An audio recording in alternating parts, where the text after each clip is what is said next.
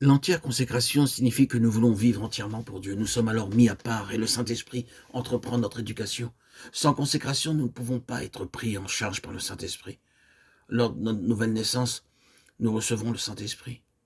Son œuvre interviendra lorsque nous nous offrirons volontairement et c'est alors qu'il nous prendra en charge. L'entière consécration est indispensable. Si le Seigneur ne l'obtient pas, il sollicitera notre cœur. Pour assurer notre marche et parvenir à être constitués selon Christ, nous devons être des vases entièrement consacrés. C'est la base fondamentale que Dieu demande.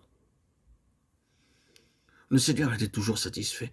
Si nous apprenions cette leçon, nous serions des gens satisfaits. Il vivait dans une entière dépendance. Il aurait pu agir par lui-même, mais ne le faisait pas. Il ne faisait que ce qu'il entendait de la voix du Père. Si la pensée de Dieu n'était pas perçue dans son esprit, Jésus ne faisait rien car son âme était sans cesse livrée à la mort. Et la croix appliquait une interdiction formelle sur son âme. La croix est une interdiction formelle à toute indépendance. Si nous vivons la croix, nous l'expérimenterons car notre âme sera placée sous son jugement. Nous ne pourrons pas comprendre ce que le Seigneur nous dit sans l'expérience car nous ne saurons pas comment cela s'exprime et se traduit en nous. Ce n'est que par l'expérience que nous pourrons l'expliquer. Le Seigneur disait, je ne peux rien faire de moi-même. Selon que j'entends, je juge. Il estimait dans son esprit. De même, nous devons apprendre à estimer dans notre esprit, à lire dans notre esprit ce que l'esprit dit. Nous le saurons dans notre esprit, car Dieu ne parle pas à notre âme, mais dans l'esprit. Le Saint-Esprit se tient et parle dans notre esprit. Tout enfant de Dieu qui est consacré doit savoir la signification de ses paroles. Ne pas vivre pour soi-même, porter sa croix et le suivre. Et il apprendra à le vivre.